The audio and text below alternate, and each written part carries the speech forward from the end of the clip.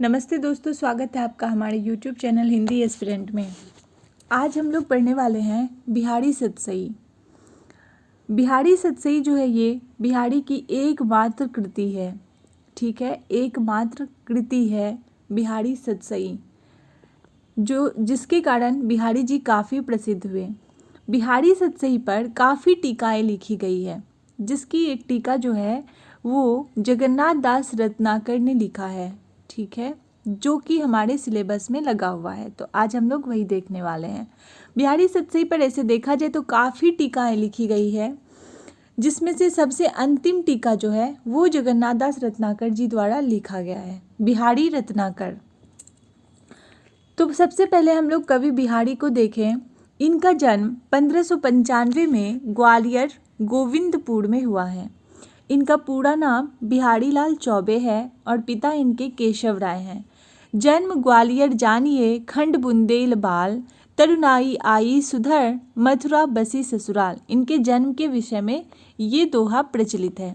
और इनका जो है वो इनका तरुणा अवस्था यानी कि इनकी जो युवा अवस्था है वो इनका ससुराल में व्यतीत होता है। शिक्षा की बात करें तो संस्कृत, प्राकृत और इनको ज्योतिष का भी ज्ञान था, जो कि इनके दोहों से देखने को हमें मिलता है। ठीक है, अब ये किनके दरबारी कवि थे ये भी जानना महत्वपूर्ण है।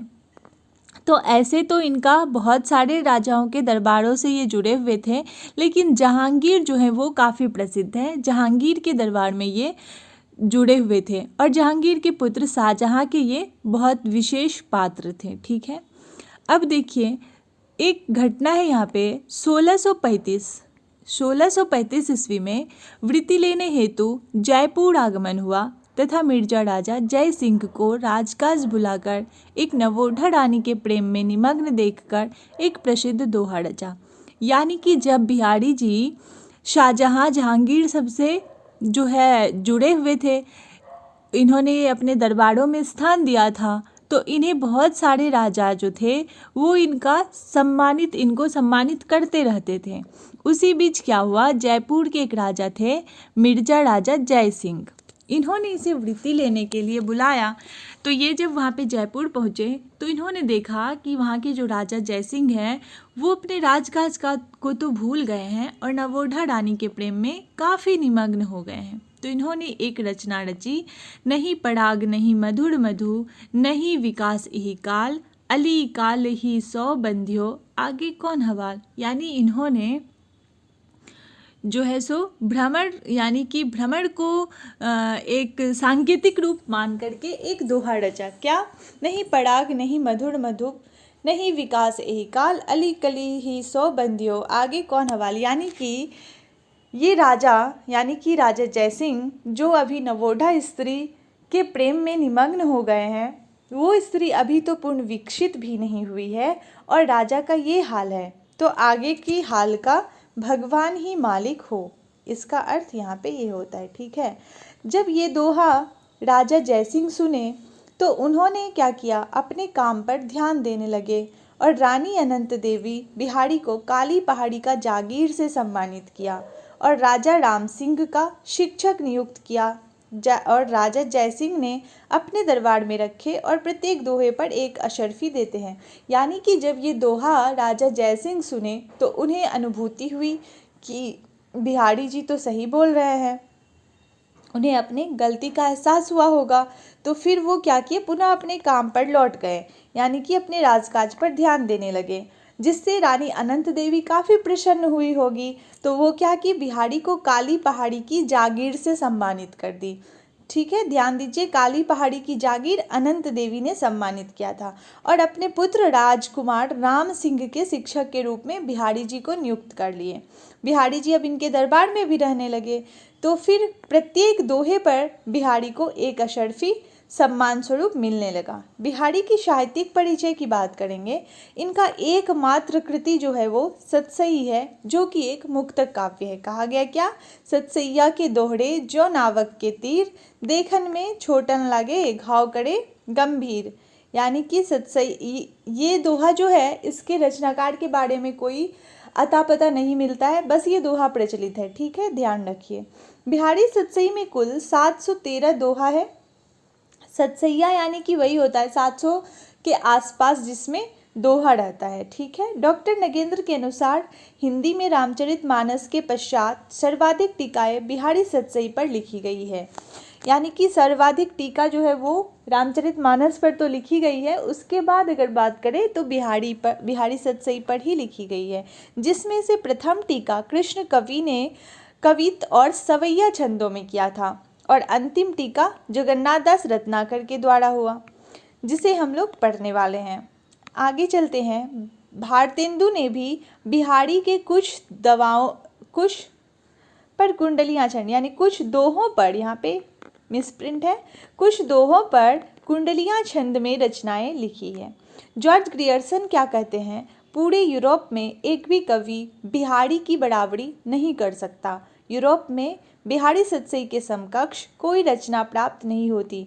देखिए यूरोप के कवि भी बिहारी जी के बारे में कितना अच्छा बोले हैं कि पूरे यूरोप में एक भी, जॉर्ज ग्रियर्सन जो बोले हैं कि पूरे यूरोप में एक भी कवि बिहारी के बराबर के नहीं है और यूरोप में बिहारी सतसई के समक्ष कोई भी रचना प्राप्त नहीं है। यानी कि पाश्चात्य कवि भी इनके बारे में इतना अच्छा बोले हैं।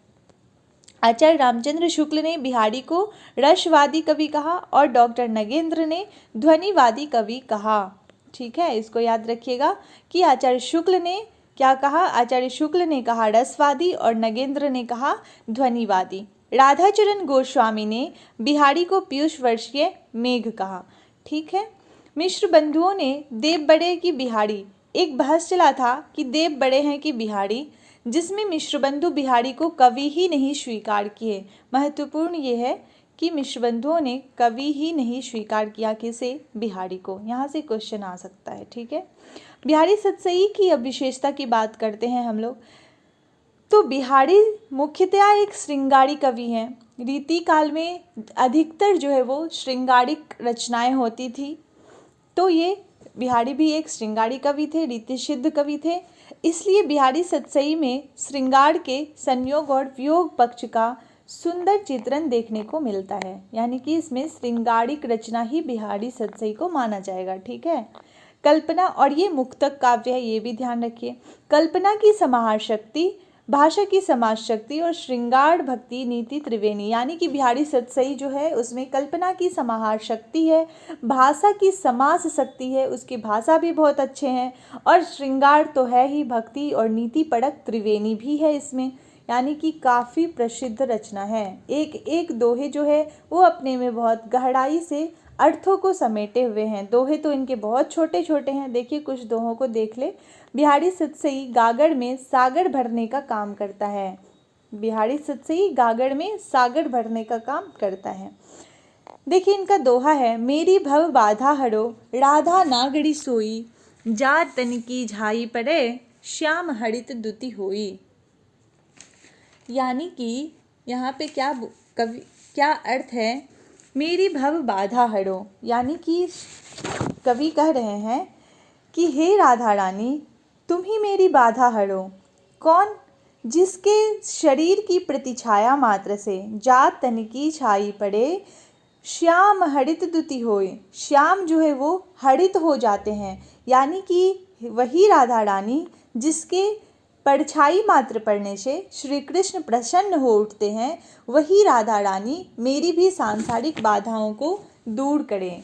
यहाँ पे एक अर्थ और इसका होगा, हे राधा रानी, हे राधा नागरी, आँखों में जिनके तन की झलक पड़ने से, यानी कि जिसके मात्र झलक पड़ने से ही श्री कृष्ण हरे भरे हो जाते हैं, यानी इतने प्रसन्न हो जाते हैं, वही मेरी भी बाधा को हरेगी, वही हरो मेरी भी बाधा को। इसमें क्या दिखाया गया है कि श्री कृष्ण के और राधा जी के अत्यंत प्रेमी होने का जो है यहाँ पे संकेत किया गया है कि यहाँ पे राधा के अनन्य प्रेम कौन थे? श्री कृष्ण थे। आगे देखिए दूसरा है, अपने अंग के जानिके जोबन नृपति प्रवीण, स्तन मन नयन नितंब की बाड़ो इजाफा कीन। यानी कि यहाँ पे क्या होगा इसका अर्थ? अपने मन की छाई परो, अपने अंग के जानिके यौवन नृपति प्रवीण। यहाँ पे कवि बोलते हैं कि यौवन रूपी प्रवीण राजा जो हैं, यौवन रूपी प्रवीण राजा जो हैं वो क्या किए हैं, नायिका के 4 अंग यानी स्तन, मन और नयन और नितंब, इन चारों अंगों को क्या माना है, तो अपने सेना के 4 अंग स्वीकार किए हैं। ठीक है, यानी कि यौवन रूपी राजा, यौवन रूपी प्रवीण राजा जो हैं वो नायिका की इन चारों अंगों को अपनी सेना के 4 अंग स्वीकार किए हैं और इन चारों अंगों में जो है चतुरंगी सेना मान के और इसमें काफ़ी सौंदर्य भरे हैं और काफ़ी वृद्धि की है। यानी कि ये 4 अंग जो हैं स्तन, मन, नेत्र और नितंब यौवन रूपी राजा के चतुरंगी सेना का प्रतीक यहाँ पे बताया गया है। आगे देखिए, आगे है सनी कज्जन चख झख लगन उपज्यो सुदीन स्नेहु क्यों ना नृपति हवै भोगवे लही सुदेशु सबु देहु। यानी कवि कहते हैं सनी कज्जन, कज्जन यानी कि काजल, यहाँ पे कज्जन का अर्थ क्या है, काजल है। काजल से सजी हुई आँखें, काजल से सनी हुई नेत्र जो है वो देखकर नायक के हृदय में क्या होता है, प्रेम उत्पन्न होता है। नायक के हृदय में प्रेम उत्पन्न होता है और नायक जो है वो मोहित हो जाते हैं। उनके मन प्राण में नायिका की सुंदर नेत्र वाली छवि बस जाती है जो कि नेत्र काजल से सनी हुई है। तो यहाँ पे जो है एक सखी जो है वो नायिका से इस स्थिति का वर्णन कर रही है कि हे नायिका, तुम्हारे जो नेत्र हैं, एक सखी नायिका से यहाँ पे बोल रही है कि हे नायिका, तुम्हारे जो नेत्र हैं वो मीन यानी कि मछली की तरह हैं। किसके तरह हैं, वो मछली, झख यानी कि मछली होता है, तो तुम्हारे नेत्र मछली की तरह है। उसमें लगा हुआ काजल जो है वो क्या है, शनि ग्रह जैसा है, उसमें लगा हुआ काजल शनि ग्रह जैसा है। और ऐसे मुहूर्त में यहाँ पे देखिए, यहाँ पे कवि का ज्योतिष होने का लक्षण भी प्रतीत होता है इस दोहे मात्र से। यहाँ पे मछली यानी कि झील, झक यानी कि मछली, और यहाँ पे मछली का मीन अर्थ भी लगाया गया है यानी कि मीन राशि, मीन राशि। तो यहाँ पे और काजल का यहाँ पे शनि ग्रह के रूप में भी प्रतिबिंबित किया गया है। यानी एक अर्थ तो ये हुआ, नायिका को बोल रही है सखी, हे नायिका, तुम्हारी जो ये आँखें हैं जो काजल से सनी हुई है, ये देखकर नायक जो है वो काफ़ी मोहित हो जाता है। और दूसरा यहाँ पे है कि ऐसे मुहूर्त जो है, ऐसे मुहूर्त में उत्पन्न शिशु बहुत ही प्रसिद्ध होते हैं, बहुत प्रसिद्ध राजा होते हैं, अतः तुम्हारा स्नेह भी जो है वो बहुत प्रसिद्ध होगा और बहुत स्थायी होगा। तो इस दोहे से इनके ज्योतिष होने का लक्षण भी जो है वो परिलक्षित होता है। यहाँ पे शनि ग्रह माना गया है। ठीक है, यहाँ पे एक अर्थ इसका शनि ग्रह से होगा और एक अर्थ होगा काजल से सनी हुई आँखें। तो यानी कि अगर देखें तो बिहारी सतसई की दोहे जो हैं वो काफ़ी छोटे छोटे, मात्र 2 पंक्तियों की है, लेकिन अपने में बहुत बड़े अर्थों का जो है वो समावेश किए हुए हैं। इसीलिए बोला गया है सतसैया के दोहरे जो नावक के तीर, देखन में छोटन लगे घाव करे गंभीर। तो आज की क्लास यहीं तक रहने देते हैं। धन्यवाद।